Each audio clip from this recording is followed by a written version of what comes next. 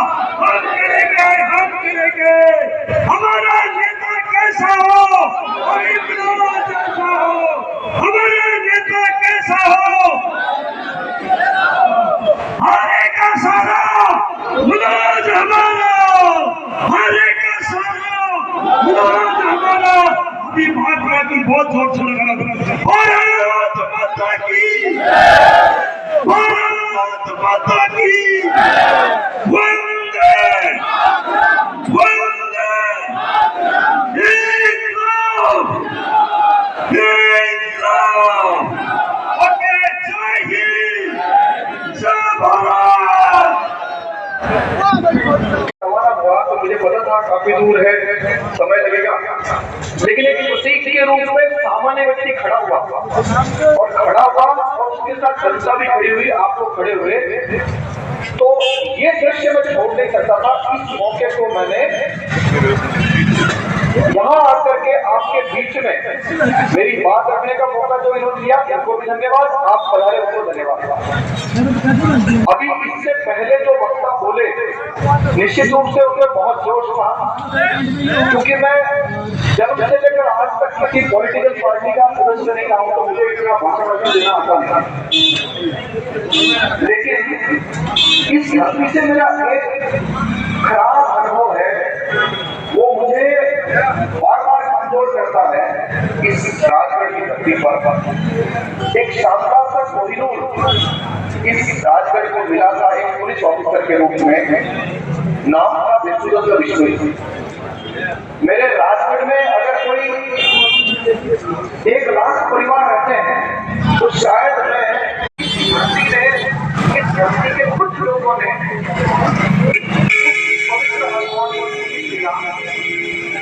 और ये बहुत दुख की बात है।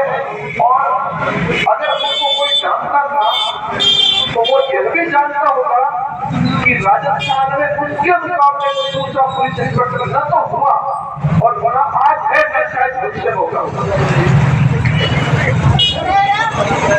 सामान्य व्यक्ति की बात करने का, गरीब व्यक्ति उनसे बात करके बात रखने का, ये जो तरीका था उनका काम करने का, ताकतवर व्यक्ति, चाहे वो एमएलए हो, मंत्री हो, कोई और व्यक्ति हो, उनसे गलत काम नहीं करा सकता था। यह सब उन्होंने नेचर रखा, उसका दंड यहाँ के कुछ लोगों ने उनको दिया। मुझे इस बात की शिकायत, मैं कह चुका हूं कि जन्म से आज तक किसी भी राजनीतिक दल का सदस्य नहीं रहा, राजनीति मुझे आती नहीं, लेकिन मुझे सच बात इतनी तरीके से कहनी आती है कि आज राजस्थान में 8 करोड़ की आबादी में लगभग 6 करोड़ लोग मुझे प्यार दे रहे हैं। उनमें बच्चे और बुजुर्ग जो समझ नहीं रहे, उनको छोड़ दिया है मैंने, इसके बावजूद भी। कैसे मिला? सच बोलने पर। आप लोगों का भरोसा कैसे खड़ा हुआ? सच बोलने पर, सच बताने पर। और ये सच बोलने की परंपरा खत्म नहीं होनी चाहिए।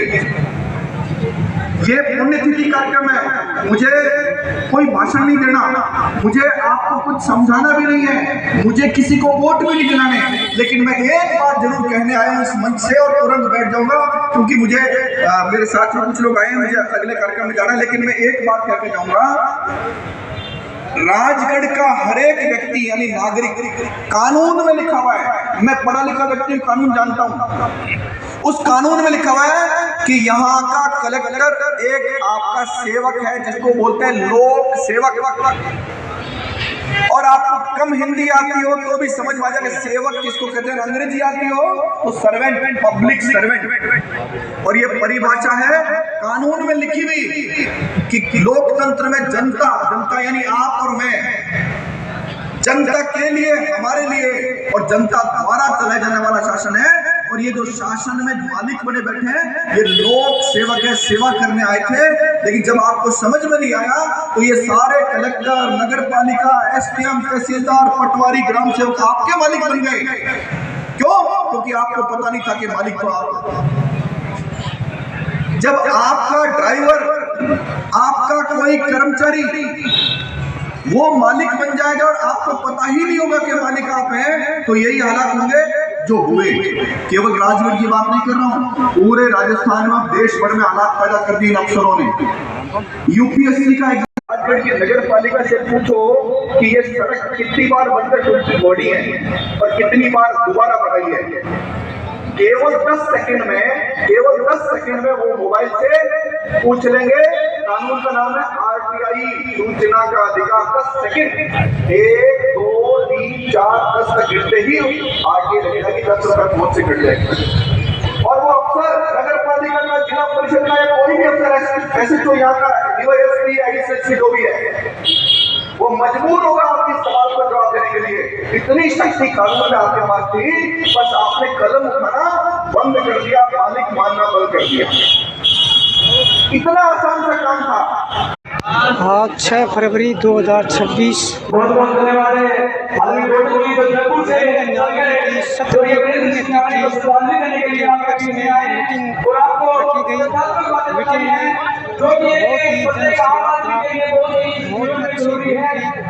मीटिंग बहुत अच्छी रही। धन्यवाद।